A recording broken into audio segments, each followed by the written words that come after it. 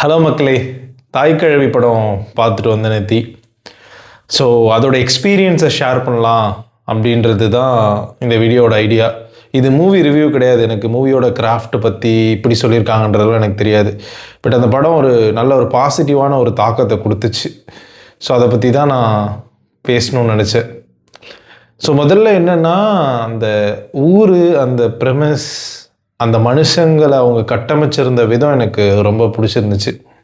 ஒரு சின்ன ஊரில் வளர்ந்ததுனாலையோ என்னவோ அது ரொம்ப ரிலேட்டபிளாக இருந்துச்சு. ஒரு பாட்டி, ரொம்ப வயசானவங்க, சொந்த காலில் சின்ன வயசுலேருந்தே புருஷனோட உதவி கூட இல்லாமல் அவங்களே ஒரு வீட்டை கட்டி அத்தனை பசங்களை 3 பசங்களை வளர்த்து ஒரு பொண்ணை கல்யாணம் பண்ணி கொடுத்து இருந்தால் எவ்வளவு துணிச்சலோடு இருந்தால் அவங்களால அத்தனை வருஷத்தை வாழ்ந்திருக்க முடியும் அப்படின்னு காமிச்ச அந்த இடத்துலையே அந்த கேரக்டரைசேஷனோட பேக்ரவுண்ட் நமக்கு தெரிஞ்சிடும். அந்த பாட்டி முதல் 15 நிமிஷம் அவங்க ராதிகா பண்ணியிருந்தது அப்படி ஒரு நிஜமாகவே ஊரில் ஒரு பாட்டியை ரெஃப்ளெக்ட் பண்ணியிருந்த மாதிரி இருந்துச்சு. அந்த மாதிரியான பாட்டியோ கிழவியோ நீங்கள் உங்கள் லைஃப்பில் நீங்கள் வந்திருப்பீங்க. அது உங்கள் வீட்டில் இருந்தவங்களோ எடுத்த வீட்டில் இருந்தவங்களோ ஒரு அதிகாரம் மிக்க, அவங்க வந்தாலே பயந்து ஓடுற மாதிரியான ஒரு பாட்டி அவங்க. அது ரொம்ப முதல் 15 நிமிஷம் பயங்கர சிரிப்பாக இருந்துச்சு. அந்த பாட்டி ஆக்சுவலி இந்த ஊரையே டார்ச்சர் பண்ணும், பயந்து ஓடும் அப்படின்ற மாதிரி இருந்துச்சு. அதை தாண்டி அதுக்கிட்ட ஒரு அதிகாரம் இருக்கும், ஒரு தோரணை இருக்கும் இல்லையா? அந்த தோரணை ரொம்ப ரொம்ப அப்படி இங்கே சினிமாவில் பார்க்குறோன்ற மாதிரி இல்லாமல் இந்த மாதிரி ஒரு பாட்டி எங்கள் வீட்டில் இருந்தாங்க அப்படின்ற மாதிரி இருந்துச்சு. அதுக்கப்புறம் இந்த படத்தில் நான் ரொம்ப பேசணும்னு நினச்சதுன்னா, அந்த படம் பயங்கர கிரிப்பாக பயங்கரமாக சிரிப்பு வர மாதிரி, இல்லை ரொம்ப டைட்டாக போரே அடிக்காமல் அப்படிலாம் இல்லை. ஆனால் அந்த படத்தில் நிறைய கேரக்டர்ஸ் இருக்காங்க. படம் ஃபுல்லாக உதாரணத்துக்கு சொல்லணும்னா, இப்போ மைண்டில் நிற்கிறதே ஏகப்பட்ட பேர் நிற்கிறாங்க. அந்த படத்தில் அந்த பாட்டிக்கு 4 பசங்க, 3 ஆம்பளை பசங்க, ஒரு பொம்பளை பொண்ணு. அவங்க எல்லாருக்கும் கல்யாணம் ஆகிருக்கும். அவங்களுக்கெல்லாம் குழந்தைங்க இருப்பாங்க. அப்போ இவ்வளோ கேரக்டர் உங்களுக்கு ஞாபகம் இருக்கணுன்ற அவசியம் கூட இல்லை. அவனா அந்த படம் ஃபுல்லாக அவங்களுக்கு ஞாபகம் இருக்கும். அவ்வளோ நல்லா, அதாவது இந்த ஊரில் இந்த மாதிரி சுச்சுவேஷனில் வளர்கிற ஒரு 50 வயசால் இப்படி தான் இருப்பான், ஒரு 35 வயசு பையன் இப்படி தான் இருப்பான், ஒரு 8 வயசு 9 வயசில் ஸ்கூல் போகிற பையன் இப்படி தான் இருப்பான் அப்படின்றத உங்களால் ரிலேட் பண்ணிக்க முடியும். நீங்கள் ஒரு கிராமத்துலேருந்து வந்திருக்கீங்க, இல்லை ஒரு கிராமத்துக்கு உங்கள் தாத்தா பாட்டி வீட்டுக்கு எப்போயோ ஸ்கூல் டைமில் லீவுக்கு போயிருக்கீங்க அப்படின்னா அந்த நினைவுகள் மட்டுமே போதும்.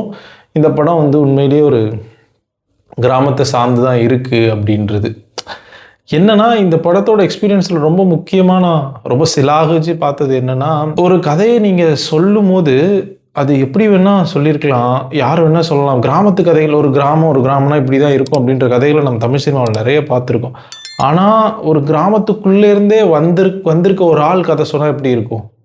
உண்மையிலே இந்த டைரக்டர் கிராமத்துலேருந்து வந்திருக்காரா என்னெல்லாம் எனக்கு தெரியாது, எதுவுமே எனக்கு ஐடியா கிடையாது. ஒரு கிராமத்துக்குள்ளேருந்து வந்த ஒரு ஆள், அந்த வீடு எப்படி இருக்கும்? சில பூசப்படாத வீடுகள்லாம் அங்கே காட்டிருப்பாங்க, வெறும் மண் செவரு மட்டுமே இருக்கிற வீடு. அப்புறம் அந்த பாட்டி பக்கத்து வீட்டுக்காரங்களெல்லாம் ஊர் பேர் சொல்லி தான் கூப்பிடும். இப்போது உதாரணத்துக்கு எனக்கு இந்த ஊர் பேர்லாம் ஞாபகம் வரல. மல்லுமிச்சம்பட்டுக்காரி, இல்லை திருவல்லிக்கேணிக்காரி, அந்த மாதிரி வருதுன்னு வச்சுக்கோங்களேன். அதாவது எப்படி இருக்குன்னா, கிராமங்களில் கல்யாணம் ஆகி ஒரு ஊர்லேருந்து இன்னொரு ஊருக்கு பொண்ணுங்க வந்திருப்பாங்க. கரெக்டாக எல்லா ஊர்லேயும் அப்படி தான் இருக்கும். அந்த பொண்ணுங்களோட பேரை கூப்பிட்றத விட அந்த பொண்ணு ஒரு ஊர்லேருந்து வந்திருப்பாங்க இல்லையா, அதை சொல்லி தான் கூப்பிடுவாங்க. இது இப்போவும் நீங்கள் போனீங்கன்னா ரொம்ப வழக்கத்தில் இருக்கும். ஏன்னா அவங்கள பொறுத்த வரைக்கும் அவங்க அந்த ஊரை சார்ந்தவங்க, இவங்க வெளியூர்லேருந்து வாக்கப்பட்டு கல்யாணம் ஆகி வந்திருக்காங்கன்றது. அது உங்களை எப்படி சொல்கிறது, கீழ்மையாக பேசுகிறதுலாம் இல்லை. அதுதான் அவங்களுக்கு சாதாரணமாக வழக்கமாக வர ஒரு விஷயமா இருக்கும். அது ரொம்ப அப்படி எல்லாராலையும் அதை பண்ணிட முடியுமான்னு எனக்கு தெரியல. அந்த ஃப்ளேவர் அப்படி பூசியிருக்காங்க. அது ரொம்ப நல்லா இருந்துச்சு. அதுக்கப்புறம் அந்த போகிற போக்கில் மொழியை பற்றியோ இல்லை படிப்பை பற்றியோ அரசியல் சார்ந்த வசனங்கள் அங்கங்கே ஒரு இடத்துல வரும். அதெல்லாம் ரொம்ப வெறும் லைட் ஹார்ட்டடாக அப்படியே இது பண்ணிடாமல் அதுவுமே ரொம்ப நல்லா இருந்துச்சு. ஆனால் அதை தாண்டி இந்த மனுஷங்க தான். ஆனால் கண்டிப்பாக போய் பாருங்கள் படத்தை. ரொம்ப லைட் ஹார்ட்டடாக, ரொம்ப சிரித்து, ரொம்ப பாசிட்டிவாக வரலாம் அப்படின்ற மாதிரி இருந்துச்சு. அந்த படம் முடிகிற இடம் இந்த கதையை இதை விட எப்படி நல்லா முடிச்சிட முடியும் நீங்கள் அப்படின்ற மாதிரி இருந்துச்சு.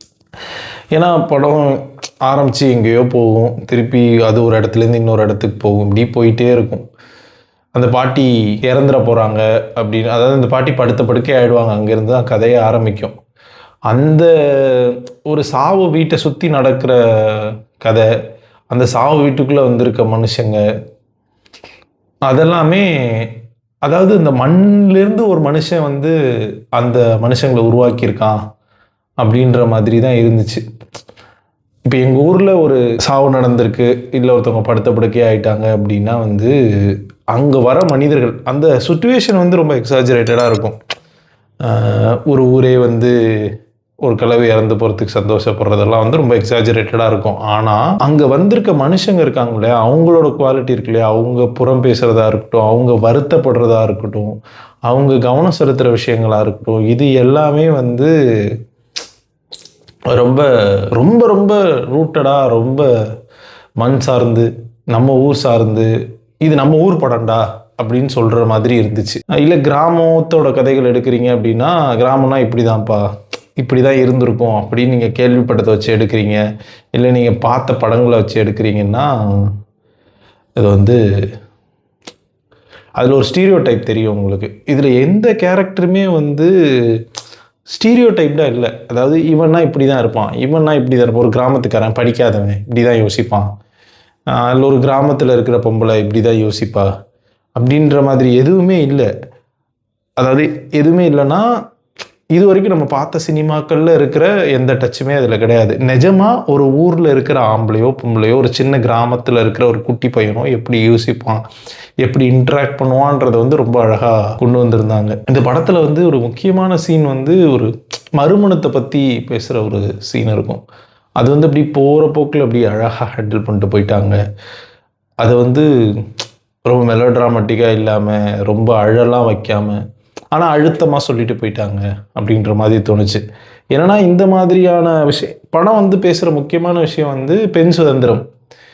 பெண் சுதந்திரத்தை வந்து தமிழ் சினிமாவில் நிறைய கதைகள் பேசியிருக்கு. ஆனால் என்னென்னா அது எல்லாமே ஒரு வாய்க்கப்பட்ட ஒரு இடத்துல இருந்து தான் இருக்கும்.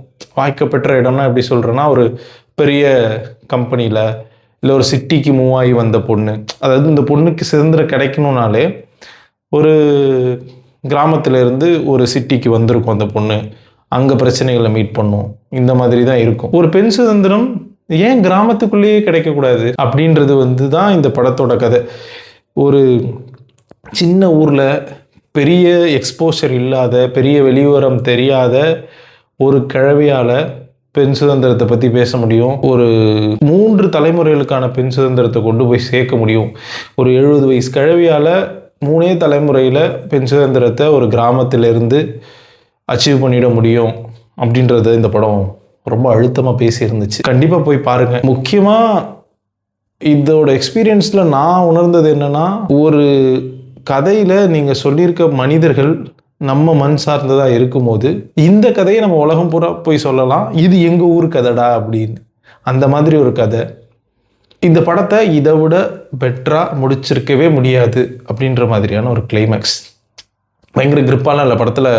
டைம்லைன் பிரச்சனைகள்லாம் கூட இருக்கலாம்னு நினைக்கிறேன் நான். ஏன்னா அந்த முன்னாடி சொன்ன மாதிரி கிராஃப்டை பற்றி நான் பேச வரல. ஆனால் படம் முடிஞ்சு நீங்கள் வரும்போது ஒரு நல்ல சிரிச்ச முகத்தோட, ஒரு பாசிட்டிவ் இன்டென்ட்டோட உங்கள் மனசை இலகுவாக்கி இந்த படம் உங்களை வீட்டுக்கு அனுப்பி வைக்குது.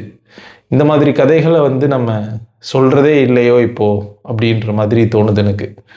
இந்த மாதிரி கதைகள் நிறைய சொல்லணும். இதுதான் நம்மளை ரொம்ப லைட்டாக இலகுவாக வச்சுக்குது அப்படின்னு நினைக்கிறேன் நான். நன்றி, வணக்கம். இவ்வளோ தூரம் நீங்கள் வீடியோ பார்த்துருந்தீங்கன்னா ரொம்ப நன்றி. மறக்காமல் ஒரு லைக்கை போட்டு போயிடுங்க, சப்ஸ்கிரைப் பண்ணிடுங்க. வீடியோ இன்ட்ரெஸ்டிங்காக இருந்துச்சுன்னா உங்கள் நண்பர்களுக்கு ஷேர் பண்ணுங்கள்.